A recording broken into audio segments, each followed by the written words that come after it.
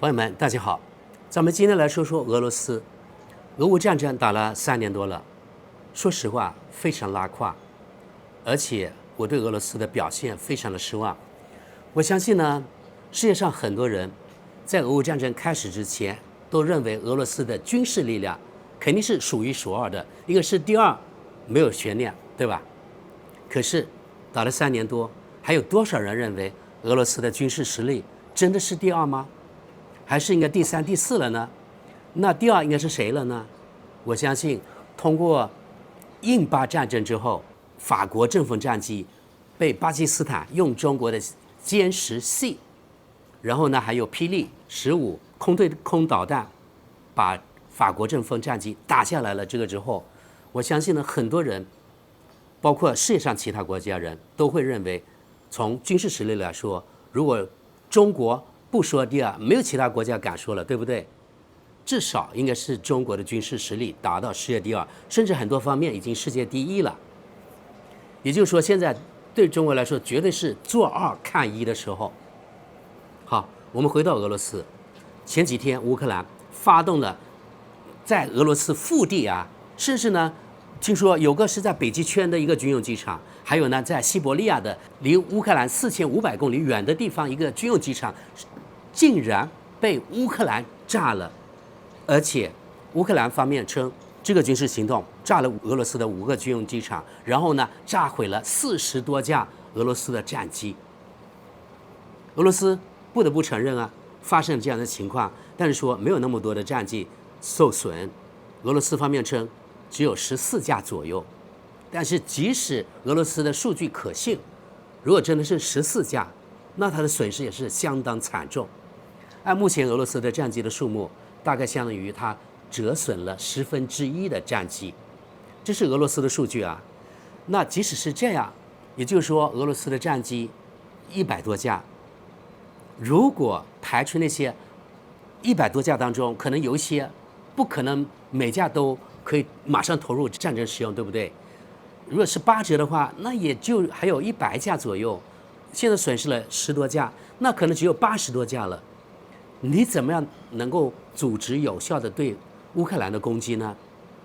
所以通过这个大的损失之后呢，今后俄罗斯对乌克兰的这个战争怎么打？目前看来，这个变数越来越大。然后呢，反映出俄罗斯它整个安保系统、整个情报系统相当的拉胯，至少有很大的漏洞。因为乌克兰方面称，为了组织这个打击俄罗斯腹地这个军事行动，他们组织了1年多，而且呢是亲自由泽连斯基总统本人操刀的啊。所以呢，这个战绩啊可以说是可以写入乌克兰战争的史册。泽连斯基总统他这个人的形象可能在他本国马上就高大上了。另外呢，他那些西方的盟友也被鼓舞了。乌克兰本身那就肯定本国的军心还有民心大振了，对吧？他那些西方的金主们看到之后，哎呀，乌克兰现在以小博大，采用不对称战术，竟然花费很小的那个成本获得了非常大的收益。你们想想看，一架无人机它的成本可能就是人民币啊几千块到1万块钱左右，对吧？你加上那些炸弹呀什么之类的，还有整个这个行动的组织吧，你100架无人机，它的无人机成本大概是100万人民币，那你加上其他所有的成本加起来，可能就是100万甚至几百万美元左右啊。可是俄罗斯它损失了10多架战机，然后呢被炸毁那些机场这些基础设施呢，它的损失有多大？可以说是无价的啊，根本就无法估量。所以西方这些他的金主们现在也被鼓舞起来了，那今后可能支援乌克兰的力度会越来越大，那对俄罗斯是不是越来越不利？另外，俄罗斯的情报系统怎么搞的？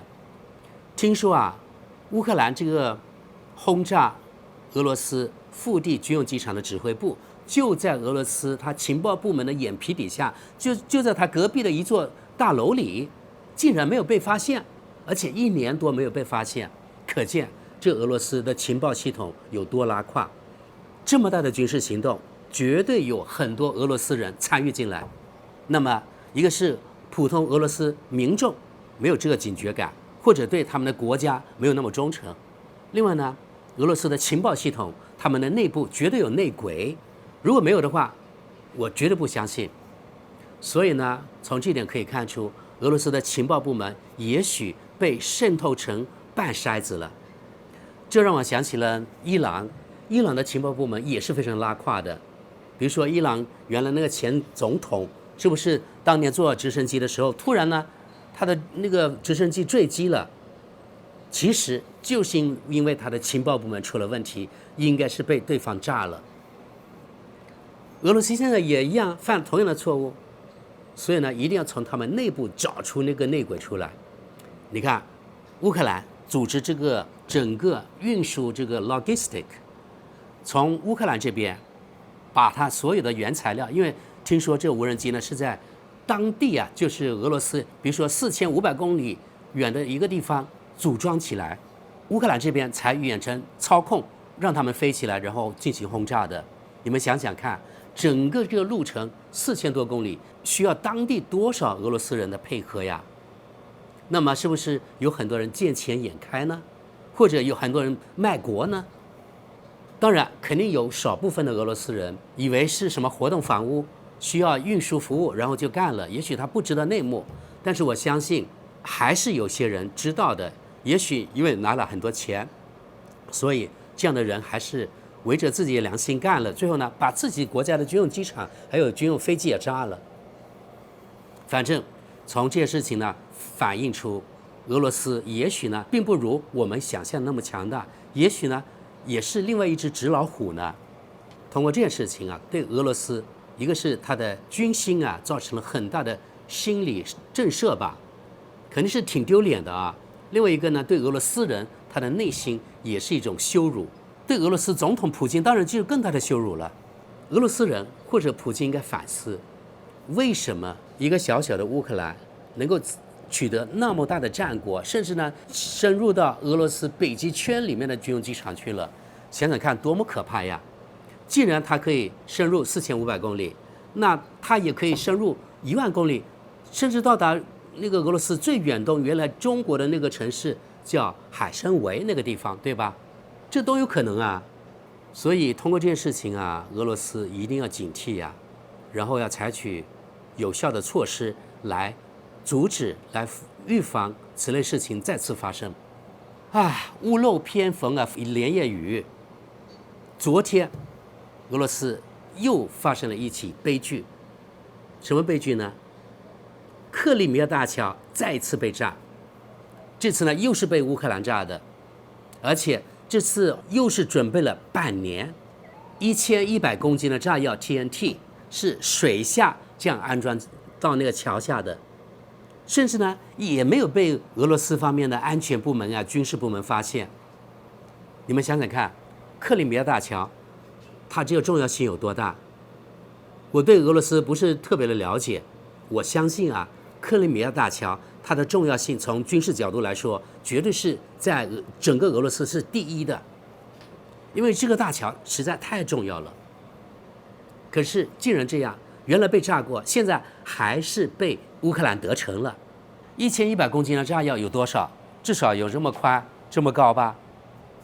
它不可能一次运过去吧？肯定是一点一点的运过去。是怎么运过去的？难道你俄罗斯一点都没有警觉吗？那就说明你整个俄罗斯这克里米亚大桥这安保措施，一个是比较拉胯，另外一个呢，即使很严密，但还是有这个安全的漏洞，而且被乌克兰这边抓住了。那也说明呢，可能你俄罗斯这边这安保系统、情报部门里面也有内鬼。那是不是俄罗斯要努力把这内鬼把它揪出来呢？否则俄罗斯永无宁日。俄罗斯方面对外称克里米亚大桥没有造成什么损失，可以继续使用，这是俄罗斯的说法。但是乌克兰这边说法是完全不一样，说损失非常严重，现在甚至不能再用了。那到底谁说了实话？我们只能拭目以待。不过从这个事情呢可以发现，就是整个俄罗斯这个军队，它的情报部门并不如我们想象的那么强大，那么严丝无缝，对吧？而且存在很大的问题。另外呢，俄罗斯内部情报部门的卖国贼肯定也不少，也就是说，可能俄罗斯情报部门呢，还有军队啊里面也被乌克兰或者被西方渗透了。那今后该怎么办呢？俄罗斯现在已经这样了，它整个国家形象、军队形象，还有它整个情报系统的形象都受损，普京当然就更受损了他的形象。目前看来，今后呀，经过这2次乌克兰得逞了之后，一个是乌克兰他的士气大振，对他自己国家、军队和人民，还有对西方他的盟友也一样。如果西方加大支持力度，对俄罗斯你相当的不利。首先，你损失那么多的军机，对吧？你难以有效组织的对乌克兰进行军事打击。原来我们要知道，就是他的海军，俄罗斯的海军很多军舰，当时过去2、3年也被炸掉了很多。他的黑海那个战舰是不是被炸掉了呢？对吧？所以整个俄乌战争这3年多，其实对俄罗斯造成了非常大的损害。但是同时呢，我们也可以看到，中国可以说给中国一个很好的一个教科书式的一种教训吧，就说战争不能贸然开打。如果是有一线希望和平，那还是要采取和平对话的手段。我说的话主要是针对这台独啊。目前看来，大陆和台湾方面还没有进行开打。如果我们分析从书面上啊纸上谈兵，大陆的军力肯定是远远超过台湾的。即使这样，还是要特别的小心，因为可变数啊太多了。即使你万全的准备，但是还会有突然情况发生。所以有一线和平希望，我还是希望呢今后能够和平完成两岸的统一。今后，因为打起来还是自己人打自己人。虽然很多台独啊，他不承认自己是中国人，但是我相信呢，我们很多中国人，我们中国大陆的人还是把台湾人当成自己同胞。中国人打中国人真的不太好。前几天吧，应该是6月3号，是6月3号吗？就是俄罗斯和乌克兰又达成了一个协议，他们又在伊斯坦布尔进行了所谓的谈判，然后达成了一个协议，双方交换战俘6000，也就是12000，12000后面呢有多少万个家庭啊？至少有1万多个吧，一般是一个家庭派出一个孩子吧。这是冰冷的数字啊！但是我们考虑到1万多个家庭有多少人，也就是好几万人，相当于我们那个地方可能一个县城整个人口了，涉及的人口范围其实很广的。这冰冷的数字后面有多少鲜活的生命啊？战争真的是太残酷了。那么可以预见，今后一个是俄罗斯方面，他是急红了眼。一个是他丢脸丢到国际上了，他怎么样挽回这个脸面是一个方面。另外一个，他想给乌克兰，肯定想给他一个大的一个打击。那么现在就是这个局势会螺旋式的上升，狗急也跳墙啊。那俄罗斯可能会今后会狠狠地揍乌克兰，比如说对基辅啊，还有甚至对乌克兰的核电站可能也会发动袭击。甚至最后，如果是俄罗斯看到很难赢得这场战争的情况下，也许呢会使出最后的杀手锏，那就是核战争，这都有可能啊。所以呢，乌克兰目前也不要高兴得太早，还有西方也不要高兴得太早，以为呢我多提供支持，然后呢就可以赢得这个战争了。目前可能是拉锯战的时候。另外呢，乌克兰。其实我认为啊，他肯定是有西方的情报支持。如果没有他的情报支持，光是靠乌克兰自己，他不能够实现，不能够取得那么大的成功。俄罗斯虽然是表面上是对乌克兰一个国家，好像俄罗斯非常大，然后乌克兰就是一个小小的弟弟一样，以大博小。但是其实俄罗斯是针对整个西方体系的国家，也就是俄罗斯一国面对的是西方30多个国家。所以从这点来说，俄罗斯这样也不能完全怪他那么拉胯。但是说来说去，还是俄罗斯现在能力不行了，产能它没有。你想那么快的生产这个战机，不可能吧？它的科研实力、军事实力也不行了，对吧？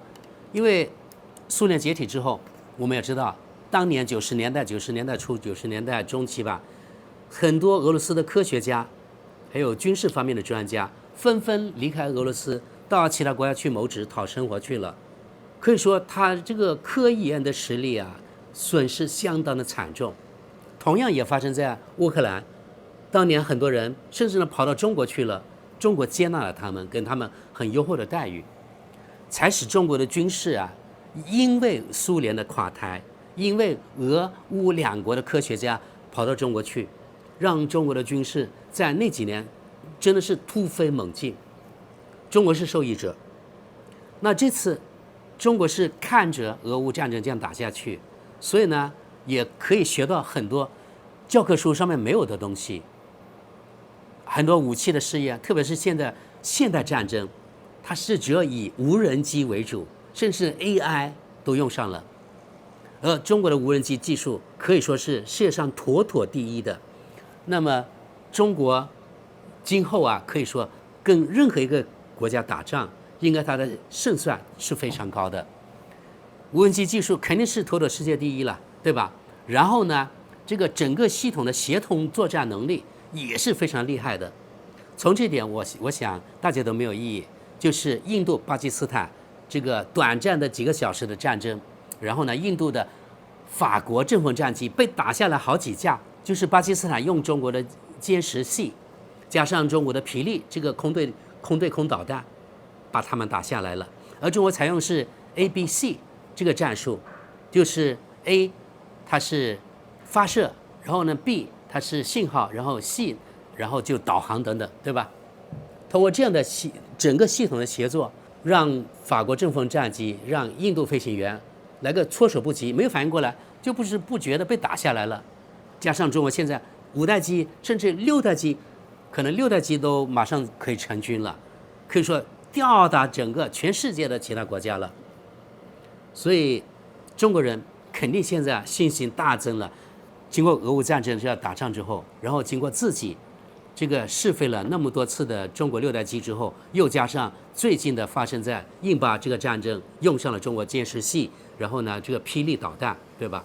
中国这个军事突然已经达到一个新的高度，让全世界都刮目相看了啊！虽然有的西方人还不想承认，但是到时损失的是他们。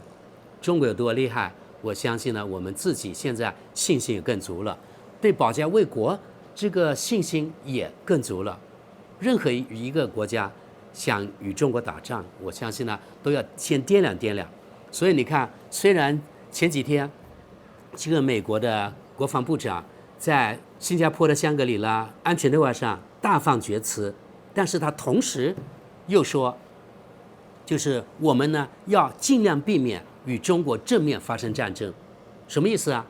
他肯定知道，即使他自己不知道，他手下军队系统的人肯定知道中国军事的实力到底有多强，因为不可能美国军队里面每个人都是草包，总有一些专家吧，他们肯定也分析过，比如说中国6代机，而且是2款不同的啊，一个是成飞的，一个是沈飞的，南北2个不同的那个军工厂竟然都能造出6代机，他们肯定会拿来分析啊。所以他们对中国肯定是真正的美国军队是不敢掉以轻心，绝对是这样的。我们现在看到俄罗斯那么拉胯，其实从中国角度来说，俄罗斯拉胯对中国也有一定的好处。一个是呢，可以更深深的绑定俄罗斯，就是让俄罗斯更依赖中国。现在主要是经济方面，对吧？今后可能是军事方面也要依赖中国。当然，现在肯定他想依赖，他想中国支援他，但是中国不干，中国就是做旁观者，做所谓中立的第三方。虽然西方不承认中国是中立的，但是中国就是没有从军事上面帮任何一方啊，既没有帮俄罗斯，也没有帮乌克兰。而且你乌克兰那边也有中国的无人机啊，但是我觉得双方呢可能都是倒卖过去的，通过其他渠道，比如说通过民用的什么公司进口中国的无人机，然后呢再倒卖到他们的军队里面去，双方其实都这么做。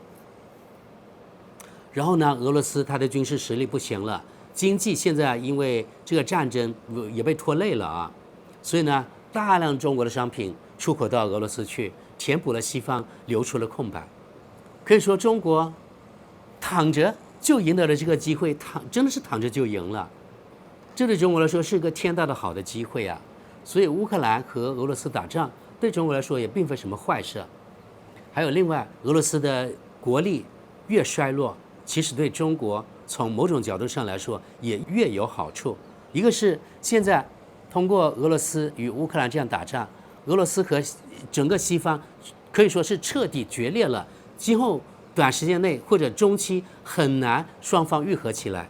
那么俄罗斯也只能跟着中国走了，今后当中国的小弟了，没办法呀，你的实力不行了。另外，如果俄罗斯继续衰落下去，我们也知道，在清朝的时候，过去呢100-200年，其实沙俄对整个中国、对当时的清朝、对后来民国，给中国造成了很大的损失。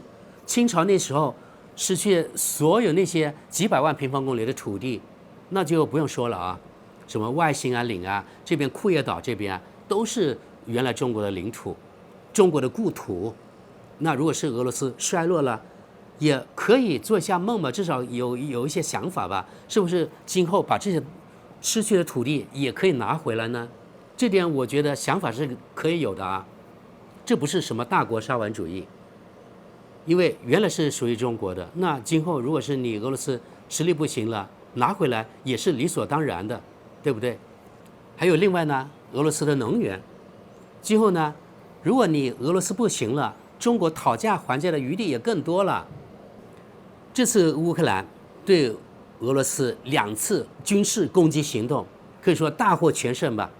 乌克兰大获全胜，我看了一下德国媒体，都是一片叫好的。德国的主流媒体当然就更不用在话下了啊。还有呢，我看了很多这个德国网民的评论啊，你们可能难以相信，100%的这些网民都是非常的赞成乌克兰这样的取得的军事行动的战绩，他们觉得真是太好了，应该多多益善，这样才对。然后他们说，他们希望看到更多的俄罗斯的那个军机被炸毁，更多的军用机场被炸毁等等。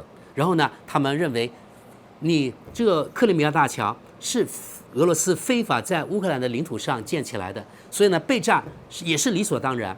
希望他们明天早上起来看到呢，整个克里米亚大桥被炸毁，这样才更好呢。然后德国有的网民说啊，哎呀，知道这个俄罗斯被炸这个消息啊，简直呢，我真的喜出望外啊，比过年还高兴。真的，德国媒体下面他们网友的评论都是清一色的庆祝啊。然后呢，有不少的德国网民说，我们德国人支持乌克兰每一个欧元都值得，还呼吁德国总理应该马上给乌克兰提供这个远程导弹，能够打到比如说俄罗斯它的首都莫斯科去的那个金牛座巡航导弹。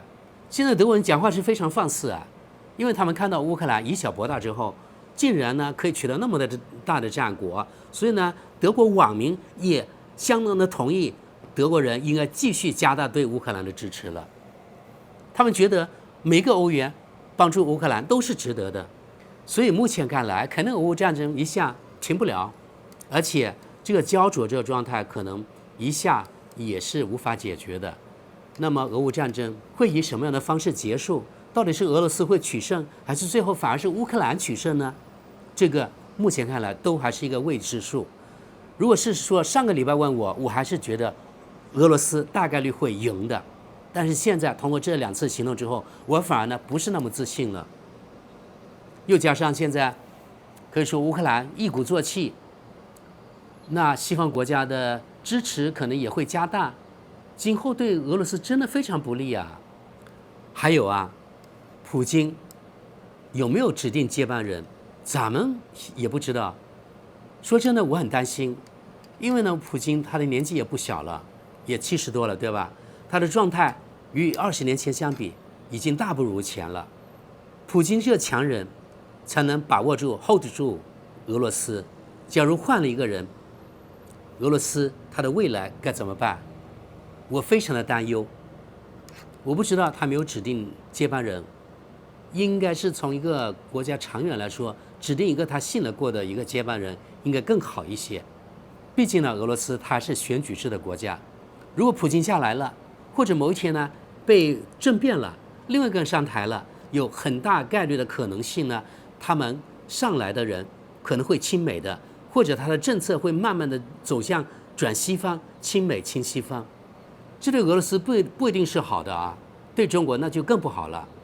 所以，对整个俄乌战争的未来，对俄罗斯的未来，我真的是忧心忡忡啊！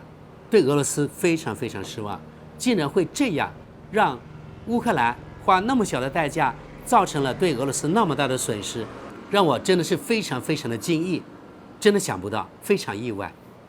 我不知道你们是怎么想的，好吧？那今天我们关于俄罗斯这点就说到这里，希望大家在下面也把你们的想法告诉我们所有人啊。好的，那我们就到这里，感谢大家，我们下期见。